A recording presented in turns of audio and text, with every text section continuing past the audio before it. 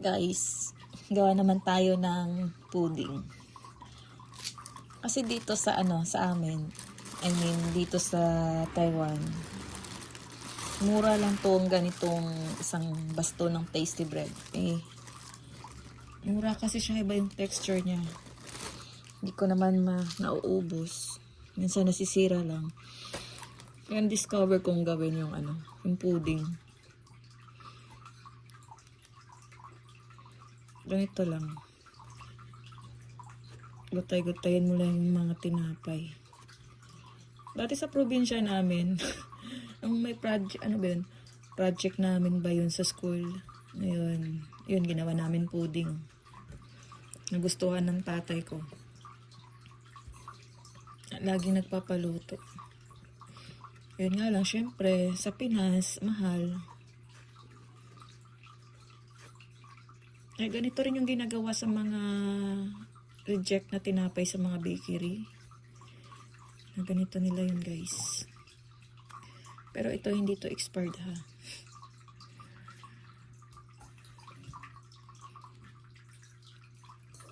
Iba-iba kasi dito yung mga tasty bread. Masarap naman yung medyo mahal. Kaya yung mura, medyo, alam nyo na, lang, parang regular bread lang. Alam naman siguro yung mga special tinapay, mga diba? Mga mamahalin.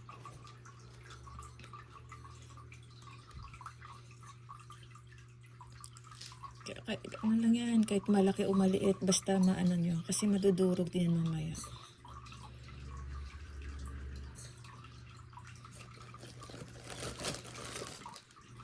Natin yung matigas na part. Yung pinakadulo niya.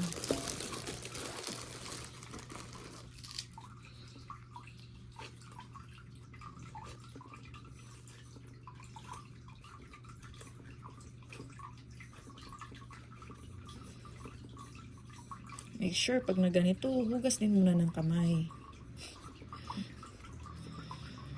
Pero kung kayo lang naman kakain, abay, kahit hindi na. Joke.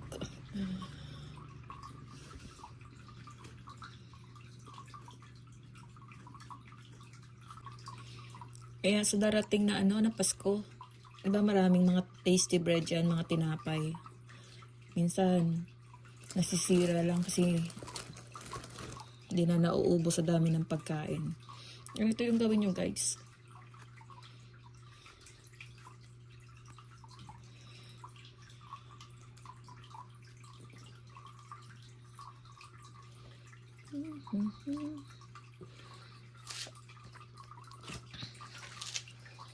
Wala na akong iba. Nalayo yung bilihan. Ito na yung binili ko. Yung fresh milk niya. Basta liquid milk. Nasa sa inyo na yan kung tubig yung nyo or Pero syempre, para mas masarap, milk na. Ay, natapon. Ito lang para magbasa sa tinapay natin. Tansyahin natin yung ilalagay din natin.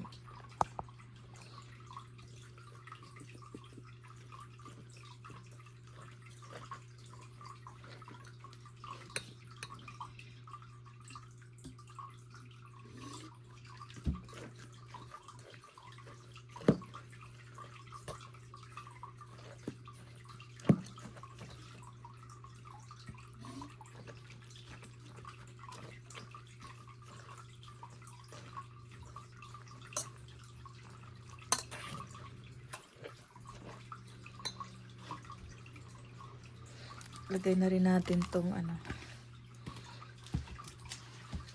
yung pinya natin.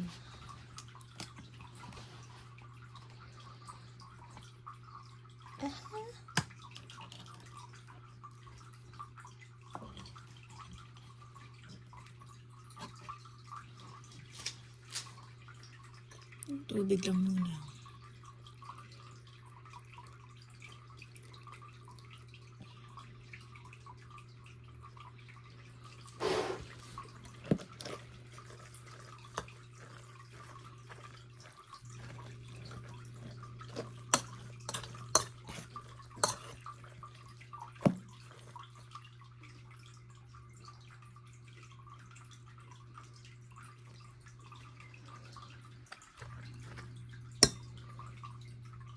Tapos,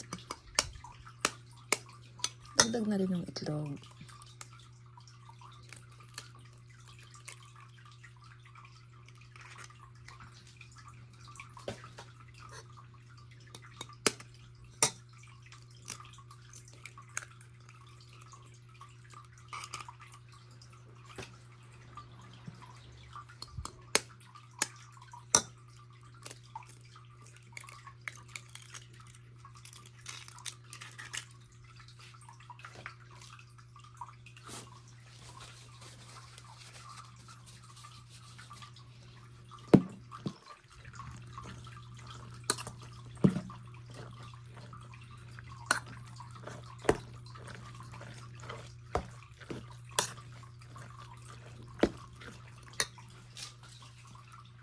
Mekas lang guys.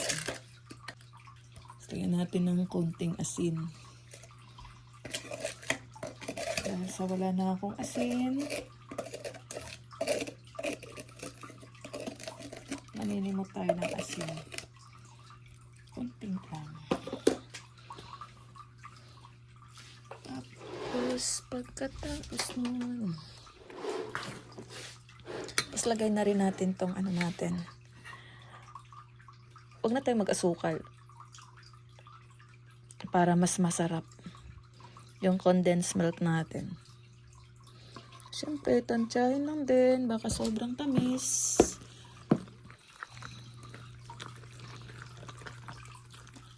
Para maging espresso talaga yung pudding mo guys. Puro milk. Ang dami.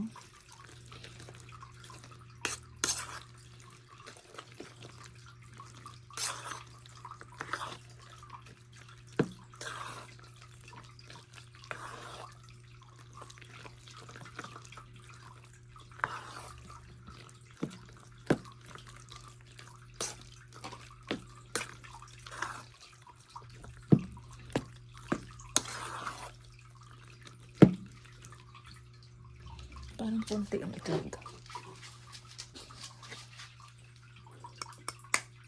Nagdagan natin ng isa.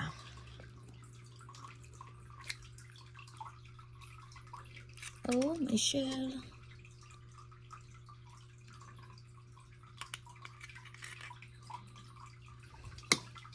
Baking powder. It's baking powder guys. Konti lang. Siguro 1 teaspoon. 1 teaspoon. Para tayong pang sukat.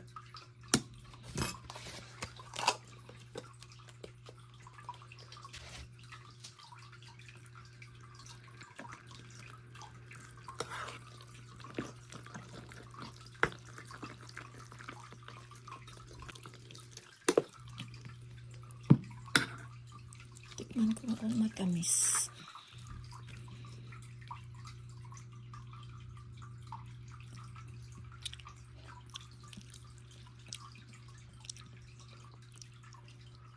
Kulang.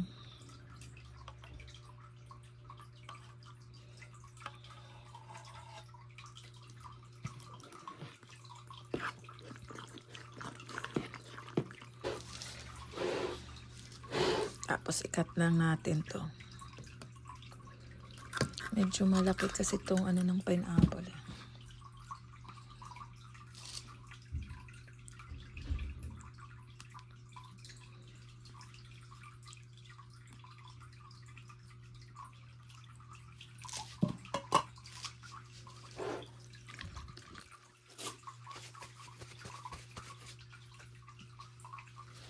Yummy na oh.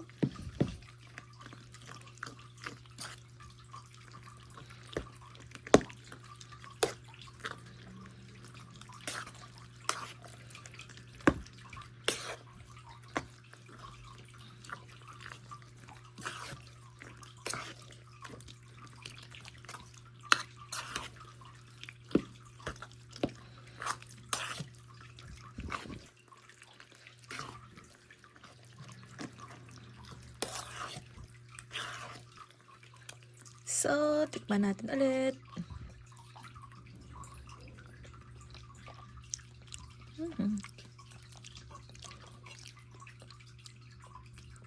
Mag-iwan tayo ng konti para sa toppings natin.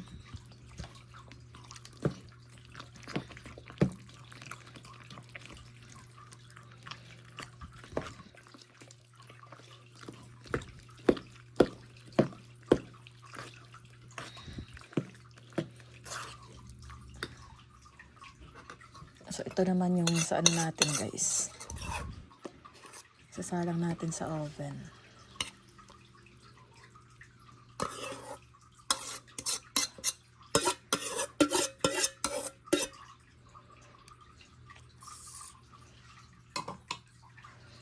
Simutin natin.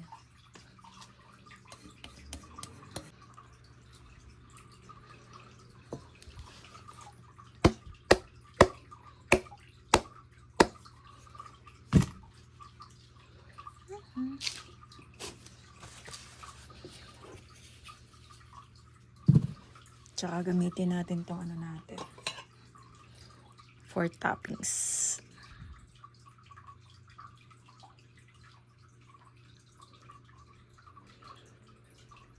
Makakapag-toppings ka lang pag sa oven mo isasalang. So, syempre, 'di ba?